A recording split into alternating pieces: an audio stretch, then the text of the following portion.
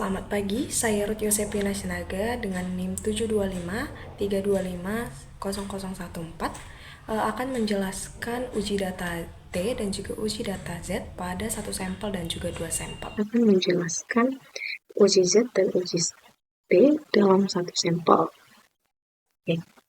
Pada kesempatan kali ini, uji Z satu sampel digunakan untuk mengetahui apakah rata-rata suatu sampel berbeda secara signifikan dari rata-rata populasi yang sudah diketahui. Nah, kita masuk langsung ke dalam contoh soal. Uji Z satu sampel. Sebuah sekolah menyatakan bahwa rata-rata nilai matematika siswa adalah 75. Seorang guru mengambil 40 siswa sebagai sampel dan mendapatkan rata-rata nilai 78. Diketahui standar deviasi populasi adalah 10. Ujilah pada taraf signifikan 5% apakah rata-rata nilai siswa berbeda dari 75. Nah, mengapa ini menggunakan uji Z? Karena pada kasus ini jumlah sampelnya itu besar, lebih dari 30. Dan juga standar deviasi populasinya itu diketahui. Jika kedua syarat ini terpenuhi, maka kita menggunakan distribusi normal atau distribusi Z. Selanjutnya kita akan menyusun hipotesis. Hipotesis 0 atau H0 menyatakan bahwa rata-rata sampel sama dengan rata-rata populasi. Hipotesis alternatif atau yang ini itu menyatakan bahwa rata-rata sampel berbeda dari rata-rata populasi. Inilah dia hipotesisnya. Kemudian dilanjutkan dengan karena menggunakan tanda tidak sama dengan di sini, maka ini adalah uji dua sisi. Kemudian kita masuk ke dalam keterangannya, kita lengkapkan keterangan ini sesuai dengan rata-rata populasi itu adalah 75, kemudian rata-rata sampel itu adalah 78, deviasi populasinya itu adalah 10, jumlah sampelnya adalah 40, dan yang terakhir itu adalah alfanya 0,05 yang berasal dari 5% ini. Kemudian kita masuk ke dalam rumusnya. Rumusnya ada di sini tertera, tinggal kita masukkan ke dalam, kita substitusikan nilainya, di mana X bar dikurang mu per sigma dibagi dengan akar N. Di sini ada 75 dikurang 75 per ini ya. Kemudian kita langsungkan secara matematis. Yang menghasilkan Z adalah 1,90. Maka selanjutnya kita akan menghitung Z-tabel.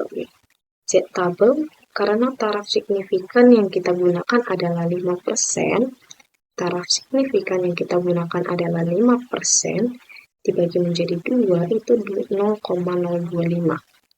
Di setiap sisi dari tabel Z diperoleh nilai Z sebesar 1,96. Nah, langkah terakhir membandingkan antara Z hitung 1,90 dan juga Z tabel 1,96. Maka Z hitung 1,90 tidak berada di daerah penolakan, yang artinya adalah ini tidak ditolak.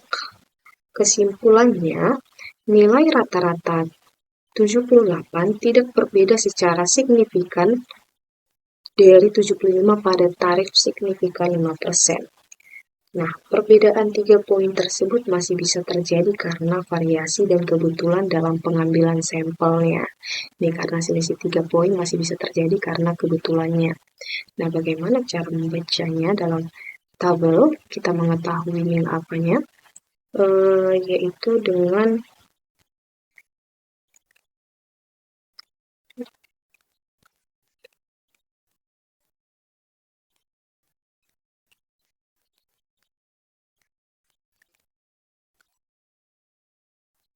masuk ke dalam.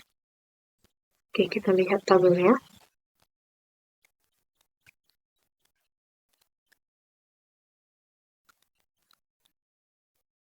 Pada kolom 0,06 dengan baris ini kolom dengan baris 1,9 1,9 ialah memiliki nilai 0,4750. Inilah nilainya. Baik, kita lanjutkan dengan uji T1 sampel.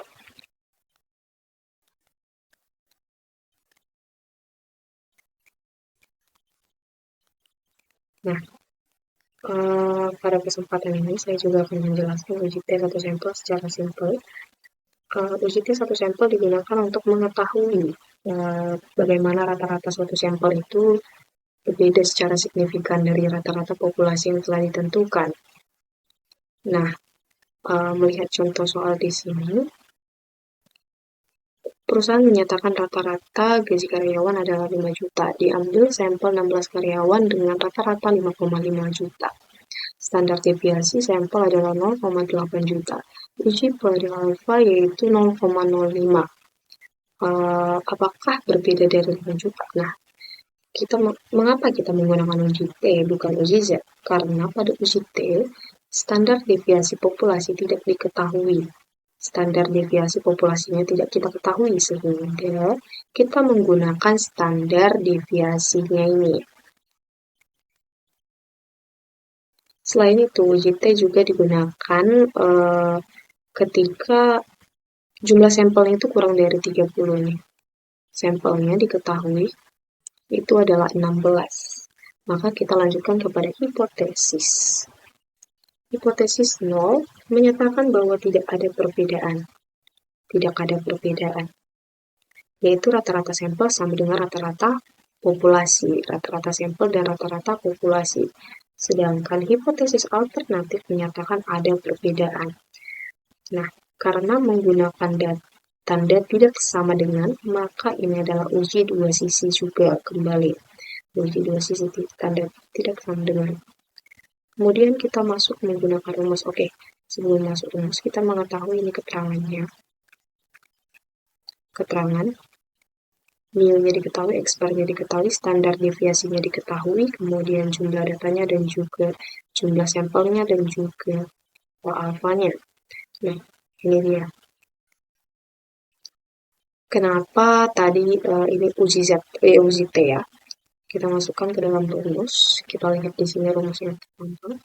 Sesuai dengan equation, disubstitusikan nilai-nilai yang telah diketahui ke dalam rumus yang menghasilkan T sama dengan 2,5. Selanjutnya kita menentukan derajat bebasnya, di mana derajat bebas yaitu M dikurangi dengan 1. Nah, N-nya itu kan 16. Dari mana dapat 15 ini? Dikarenakan 16 dikurangi dengan 1 memperoleh 15, maka derajat bebasnya ialah 15. Diperoleh taraf signifikannya 5% dan juga derajat bebasnya 15. Maka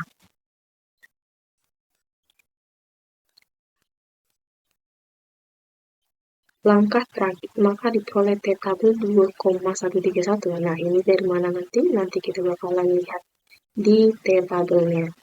Kemudian langkah terakhirnya itu adalah membandingkan T hitung dengan T tabel.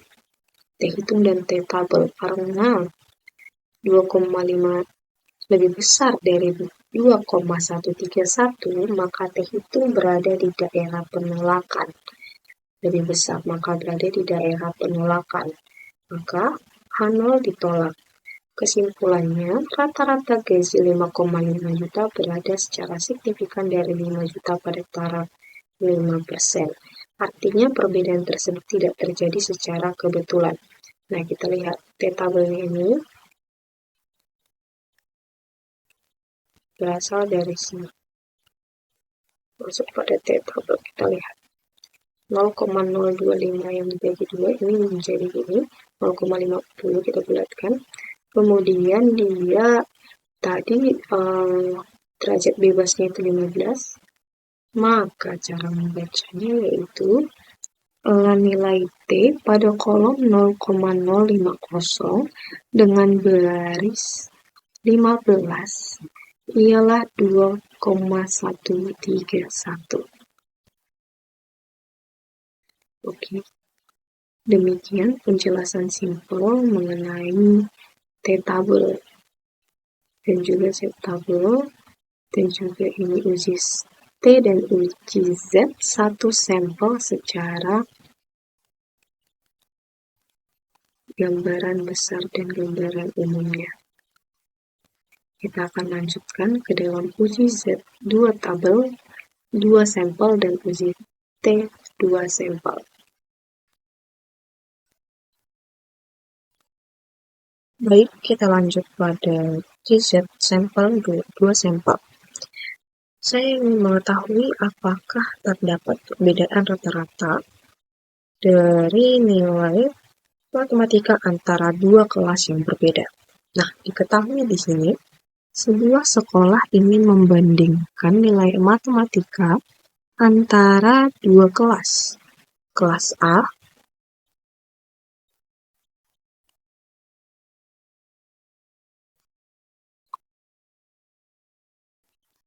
di mana kelas A N1 dikurang 40 sama N1 sama dengan 40. X bar 1 80, kemudian sigma 1 itu 8. Dan kelas B juga diketahui 3 hal yang sama. Nah, karena jumlah sampel data kedua kelas ini lebih dari 30 dan standar deviasi populasinya ini itu kita ketahui, maka metode yang digunakan adalah uji Z 2 sampel independen. Hipotesis yang dirumuskan. Kita masuk ke dalam hipotesis.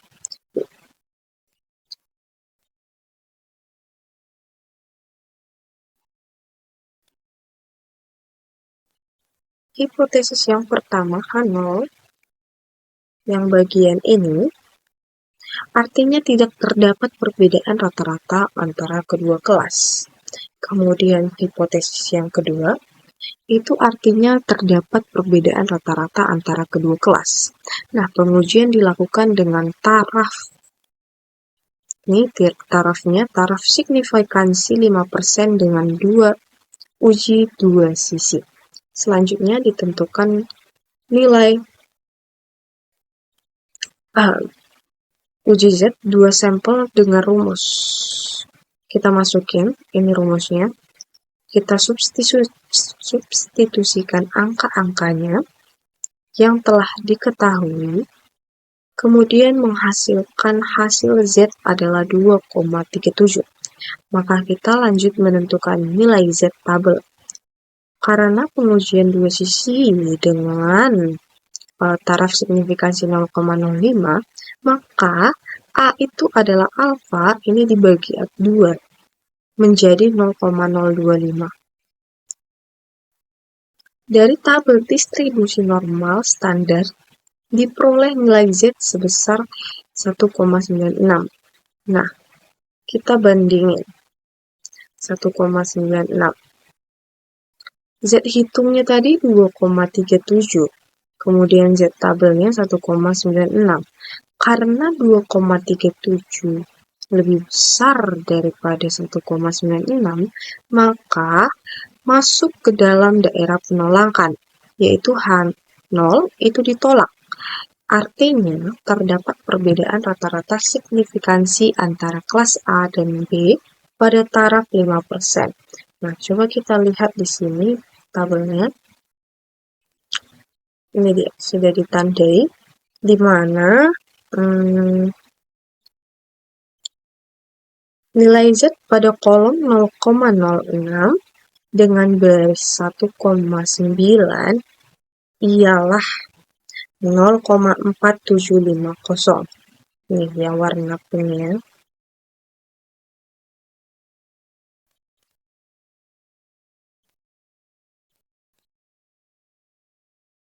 Baik, kita masuk ke dalam uji T2 sampel.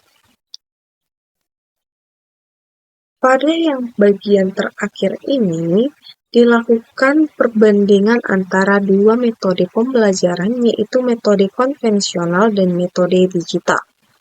Oke, di sini ada soal seorang peneliti di sekolah ingin mengetahui apakah terdapat perbedaan rata-rata nilai matematika antara dua metode pembelajaran yang berbeda. yaitu metode pembelajaran konvensional dan metode pembelajaran berbasis digital. Kelas A menggunakan metode konvensional, sedangkan kelas B menggunakan metode berbasis digital selama 1 semester penuh. Setelah dilakukan evaluasi akhirnya, diperoleh data ini.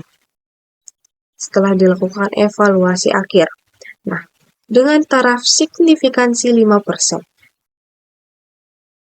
Apakah 5% uji? Apakah terdapat perbedaan rata-rata nilai matematika antara kedua metode pembelajaran tersebut? Mari kita jawab.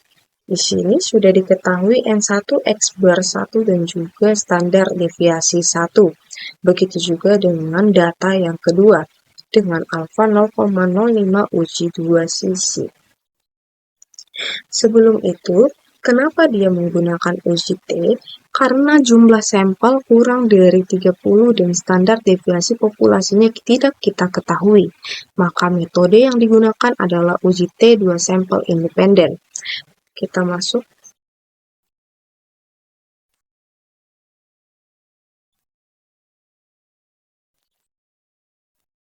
Di sini sama seperti yang tadi, hipotesis yang dirumuskan itu yang pertama itu adalah tidak terdapat perbedaan rata-rata antara kedua metode pembelajaran tersebut. Yang kedua itu hipotesisnya terdapat perbedaan antara rata-rata antara kedua metode pembelajaran tersebut. Nah, taraf signifikansi ini sudah kita masukkan ke dalam rumus. Ini adalah rumusnya. Substitusikan semua data-data yang telah diketahui ke dalam rumus hingga menghasilkan proses seperti ini. Dan yang terakhir adalah nilainya T sama dengan 1,30.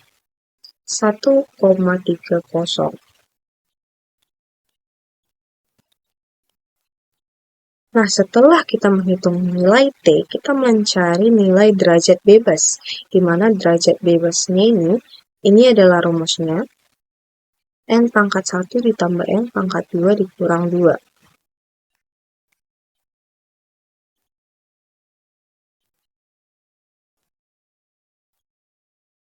Di mana ini adalah rumusnya, kita masukkan nilainya, dan dapatlah DF-nya itu adalah 20. Dengan DF 20 dan juga alfanya 0,052 sisi, diperoleh nilai T tabel sebesar 2,0. Karena taraf signifikansi digunakan adalah 5% dan pengujian yang dilakukan itu 2 sisi 0,025 jadinya nilai alfanya, maka diperolehlah T tabel sebesar 2,86. 2,086. Nah, mari kita lihat.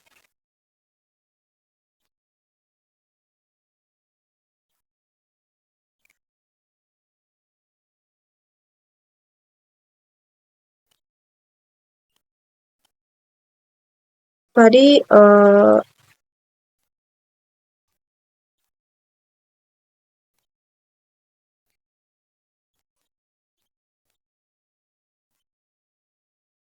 nah, nilai T pada kolom 0,050 dengan baris 20 sebagai derajat bebasnya ialah 2,086.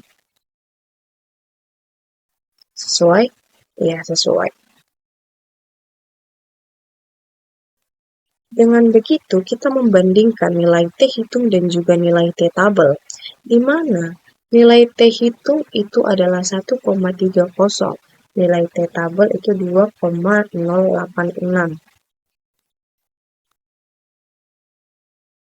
Karena 1,30 lebih kecil dari 2,86, maka H0 itu tidak ditolak. Dengan demikian, tidak terdapat perbedaan rata-rata signifikan antara metode pembelajaran konvensional dan metode pembelajaran digital pada taraf signifikansi. Demikianlah penyelesaian dari uji T dan uji Z 1 sampel dan 2 sampel. Saya mohon maaf jika banyak kekurangan dan juga kesalahan kata. Saya akhiri, terima kasih banyak dan selamat pagi.